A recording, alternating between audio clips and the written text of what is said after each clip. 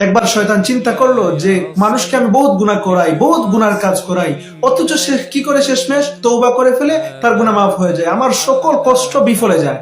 কিন্তু মানুষকে এমন কিছু কাজ তো করাতে পারলে ভালো হয়, যে কাজগুলোর মাধ্যমে মানুষ গুনাহ করবে ঠিকই কিন্তু বুঝবে না সে গুনাহ করেছে, সে শিরিক করবে ঠিকই কিন্তু বুঝবে না যে সে মুশরিক হয়ে গেছে। এটা করাতে হবে। তখন সে চিন্তা করে পেল যে হ্যাঁ, পেয়েছি। সে আল্লাহ ওয়ালিদের মাজারকে কেন্দ্র করে এগুলো কাজগুলো সংগঠিত করার একটা প্ল্যান করে, এটা মিশনে নামলো এবং শেষমেশ সে সাকসেস হয়ে গেল। এখন আপনারা দেখেন না, বিভিন্ন ভাবে আল্লাহর ওলির মাজারে গিয়ে বলে যে বাবা আমাকে একটা সন্তান দিয়ে দেন, বাবা আমার এই কাজটা করে দেন, বাবা আমার এই কাজটা যেন হয়ে যায়। বাবার কাছে এগুলো বলে বসে, বাবাকে সিজদা পর্যন্ত দিয়ে দে, বাবার মাজারে গিয়ে রশি টাঙ্গায়, বিভিন্ন ভাবে নারীরা পেট দিয়ে বিভিন্ন ভাবে না এইভাবে করতে থাকে, গুরু হামাগুড়ি দিতে থাকে। এগুলো দিয়ে বুঝাতে চায় একটা বাচ্চা পাওয়ার দরকার। বাবা নাকি বাচ্চা দেবে? নাউজুবিল্লাহ, বাবা কিভাবে বাচ্চা দেবে? এজন্য এগুলো করার মাধ্যমে আপনি মুশরিক তো ঠিকই হয়ে গেলেন।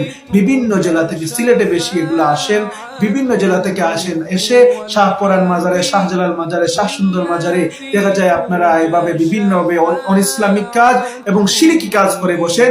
আপনি নিজেও জানেন না যে আপনি একজন মুশরিক হয়ে গেছেন, আপনি নিজেও জানেন না আপনি কত বড় গুনাহের সাথে লিপ্ত হয়ে গেছেন, অথচ আপনি খুশি হয়ে বাড়িতে ফিরে যান যে কত ভালো লাগতেছে, বাবার মাজারে গিয়ে জিয়ারত করলাম, বাবার কাছে বললাম, মান্নত করলাম, রশি লাগালাম, হামাগুড়ি দিলাম, কত কিছু বললাম, কত সুন্দর লাগলো। এটা নিয়ে আপনি আনন্দ করেন, উৎসব করেন, অথচ আপনার ঈমান চলে গেছে এবং আপনার ঈমান চলে যাওয়ার কারণে আপনি চিরস্থায়ী জাহান্নামের বাসী হয়ে গেছেন, জাহান্নামের বাসিন্দা হয়ে গেছেন। এবং শয়তান হাসতেছে, শয়তান হাসি দিয়ে দিয়ে বলতেছে, আয় কত বোকা মানুষ, কত বোকা মানুষ, তাদেরকে আমি এত বোকা বানিয়ে ফেললাম, কত সুন্দরভাবে বোকা বানিয়ে ফেললাম, এত সুন্দর প্ল্যানের মাধ্যমে বোকা বানিয়ে ফেললাম। শয়তান হাসে এবং এরূপ বলে। এজন্য আমি আপনার কাছে অনুরোধ করব, ঈমান বাঁচান। ঈমান নিয়ে, যারা পরিমাণ ঈমান নিয়ে কমসে কম যদি দুনিয়া থেকে যেতে পারেন তাহলে জান্নাতে যেতে পারবেন। তা না হলে মুশরিক হয়ে দুনিয়া থেকে গেলে জান্নাতে যাওয়ার কোনো আশাই করিয়েন না।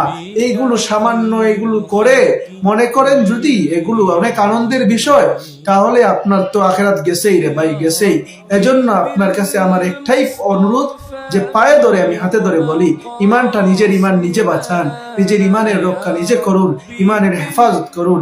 ঈমান থেকে দূরে সরে যাবেন না, কারণ ঈমানকেই বিকৃত করার জন্য, ঈমানকেই নষ্ট করার জন্য ইহুদি নাসারারা কোটি কোটি টাকা নষ্ট করতেছে। এখন আপনি বুঝে যান আপনার ঈমানের মূল্য কতটা বেশি।